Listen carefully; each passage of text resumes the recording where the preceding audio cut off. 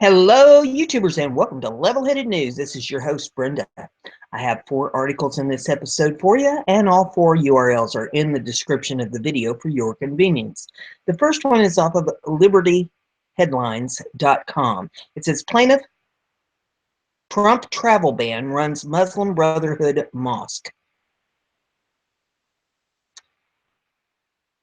The main plaintiff in the Hawaii case blocking President Trump's revised temporary travel ban is in ties to the Muslim Brotherhood. The irony is hard to miss. Talked about declaring the Muslim Brotherhood a terrorist organization, and now it is a Brotherhood-backed imam who is playing key role in blocking his executive order on immigration. Elkish, age 39, leads the largest mosque in Hawaii and claims he is suffering irreparable harm from the president's executive order, which places a 90-day ban on travel to the U.S. from 6 countries. One of those 6 countries is Syria. Elish's mother-in-law is Syrian and would not be able to visit her family in Hawaii for 90 days if Trump's ban were allowed to go into effect. Appointed federal judge Derek Watson made sure the ban did not go into effect, striking it down Wednesday while buying Hawaii's claim that it amounts to a Muslim ban. General, along with co-plaintiff Elish, claims the ban would irreparably harm the state's tourism industry and its Muslim families.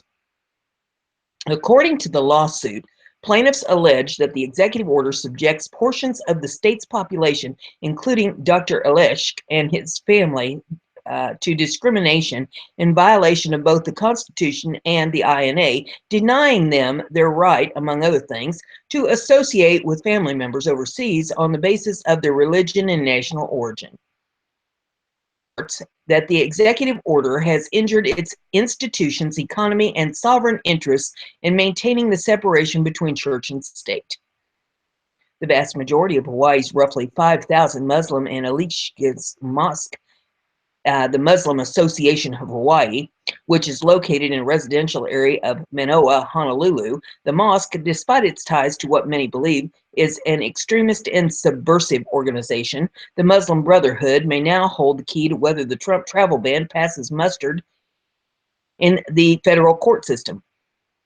Elish was born and raised in Cairo, Egypt, the home base of the Muslim Brotherhood, whose staged goal is to spread Sharia law throughout the world. Elish is living in the U.S. on a green card, which gives him permanent legal status. The proof that his mosque is affiliated with the Brotherhood is found in the court records for Honolulu County, which lists the deed holder as the North American Islamist Trust. John Guinaldo, a former FBI counterterrorism specialist and now private consultant to law enforcement at Understanding the Threat, said all mosques under the Muslim Association of moniker are typically affiliated with the Brotherhood. In this case, is that the mosque property is traced to NAIT, confirming it is a Muslim Brotherhood organization, Guinaldo told WND in an email. The Trump administration has said it is considering banning the Muslim Brotherhood in the U.S. by including it on the State Department's list of foreign terrorist organizations.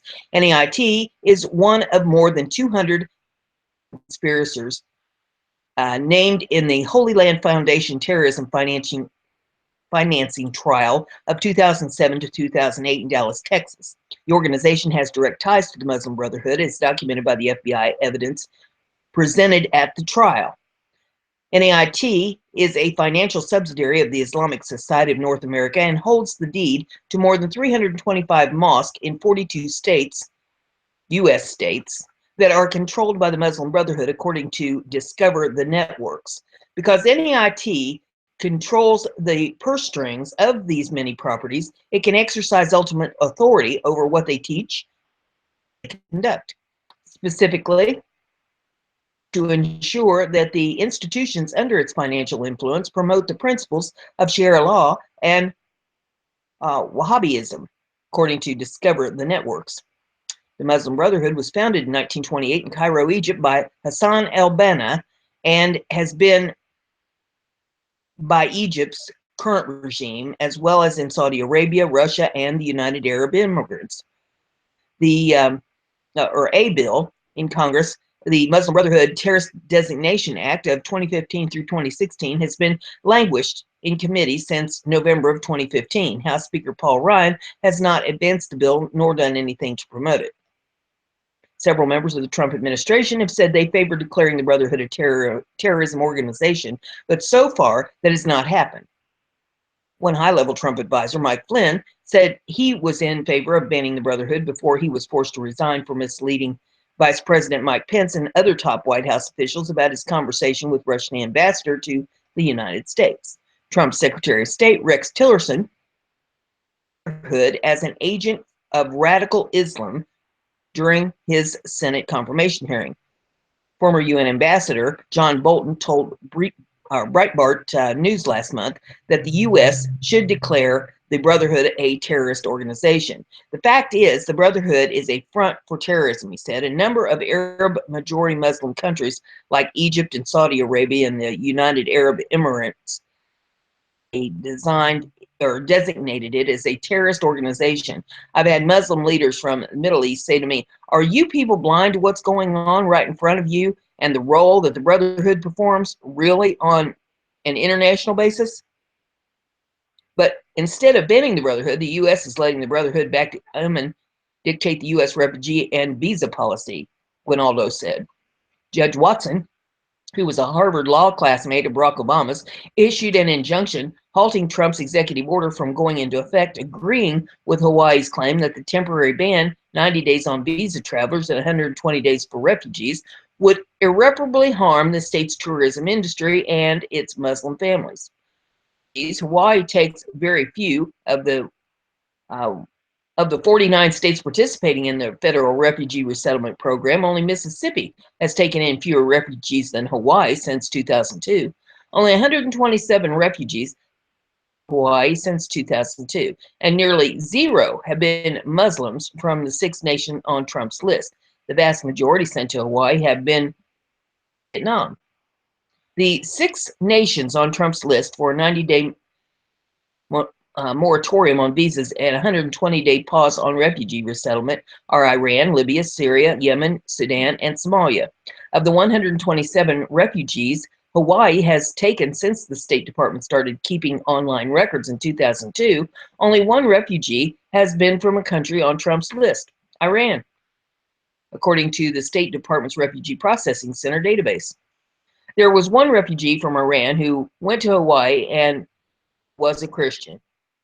That is the majority of what we are taking from the Iran are Christians, said Ann Corcoran, editor of Refugee Resettlement Watch, which has been tracking resettlements in the U.S. for the last 10 years. Were from Burma and Vietnam, and there were none from Africa. So what we have in Hawaii are a bunch of hypocrites whining about irreparable harm from pausing refugee resettlement, when in fact there are hardly any refugees and almost no Muslim refugees. So I have a suggestion. Why don't we round up all the Muslim refugees that are here in the contiguous 48 and send them over to Hawaii? To say about it. The next one is off of BizPac Review. Ages 17 and 18 allowed charged with brutality raping a 14-year-old girl at school. The Washington Post headlines read, 2 Rockville High students arrested for allegedly raping classmate at school. It's the truth, but it's not the whole truth.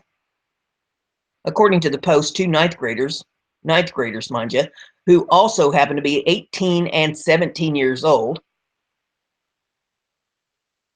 so they should be like graduating, not in the 9th grade, pushed a 14-year-old girl into a boy's bathroom and brutally raped her on Thursday morning at the Rockville High School.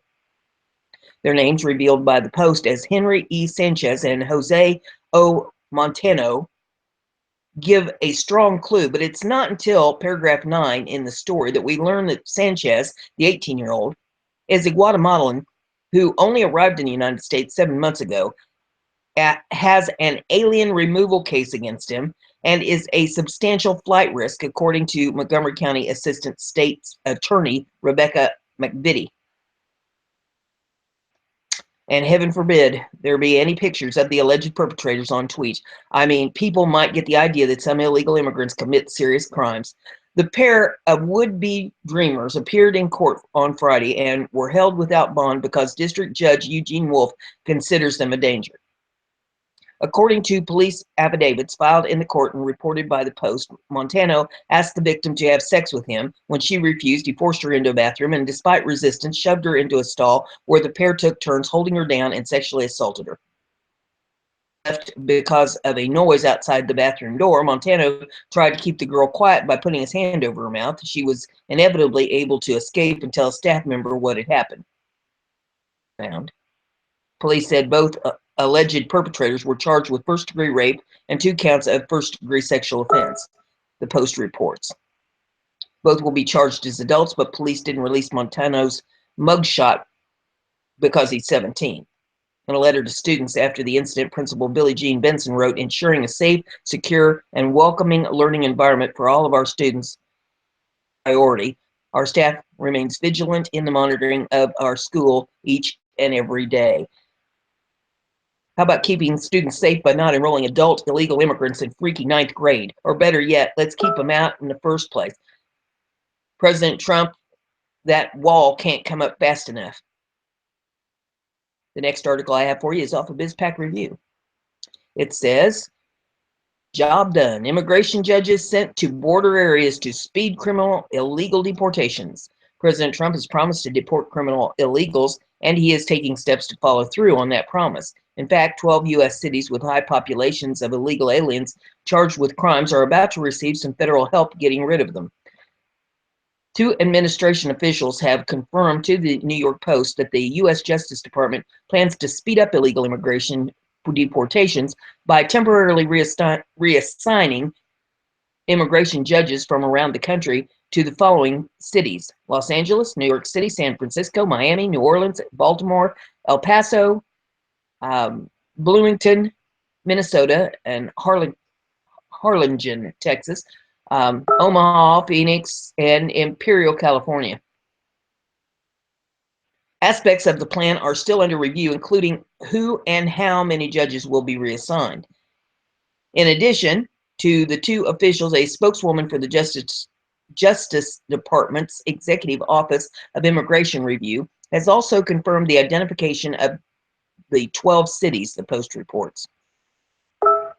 In a reversal of an Obama-era policy that only prioritized deportations of illegals convicted of serious crimes, Trump's policy to eject illegal immigrants with pending criminal cases, whether or not they have been actually found guilty. The judge reshuffle was reportedly ordered by the Department of Homeland Security, which is considered an unusual move because the Department of Justice administers immigration courts. The move could speed deportations along considerably. According to data provided to the Post from the Justice Department's Executive Office of Immigration Review, of 18,013 immigration cases involving illegal immigrants, over half belong to cities that will receive more judges. Beginning Monday, some immigration judges will even be temporarily moved to detention centers along the border with Mexico. The move is not without critics, however. Paul Schmidt, a former immigration judge and chairman of the Board of Immigration Appeals, called it aimless docket reshuffling and said even some criminal illegals can still get asylum. It seems they have an assumption that everyone who has committed a crime should be removable, but that's not necessarily true. Even people who have committed serious crimes can sometimes get asylum, Schmidt told the Post. That we have is off of France24.com, and it says, as it happened, Paris Orly Airport attacker was radicalized, say French authorities. An investigation will begin into the shooting of a man who attacked security forces at Paris Orly Airport on Saturday to determine whether he had a terrorist plot behind him, said French President François Hollande. The Paris prosecutor's office said that the suspect, a 39-year-old Frenchman, had been known to police after he was detected of having been radicalized in 2015. He was also known by authorities for robbery and drug offenses. The man's father and brother were detained by police for questioning Saturday afternoon, and a search was also underway of the suspect's home in the multi-ethnic Seine-Saint-Denis area. According to French authorities, the subject was pulled over Saturday at 6:50 a.m. by police patrol in northern Paris because he was driving too fast. As the man was showing the traffic patrol his ID papers, he allegedly pulled out a gun and fired pellets at the three officers, injuring one of them. Police fired back as the man fled in his car. He later abandoned that vehicle at Verdi, south of Paris, and stole another. That car was later found at Orly Airport. At the airport, the man attacked a female soldier trying to grab her gun. He was then shot and killed by the soldier's two colleagues. Official said that about 3,000 people had been evacuated from Orly after the attack. President Hollande said that the attack shows that France's policy of having military patrols guarding public sites is essential, and that the nation must remain extremely vigilant. And then there's a blog in this if you want to pull it up and read it. It says, read our live blog below to see how events unfolded. To read the live blog on a mobile device, you click a link and it'll take you to that. So that information. And that's all I have in this episode. Another episode to follow. If you like what I'm doing here, give it a thumbs up. Share it on your social media so everybody gets to enjoy the news. And if you haven't subscribed yet, please do. That way you'll stay informed.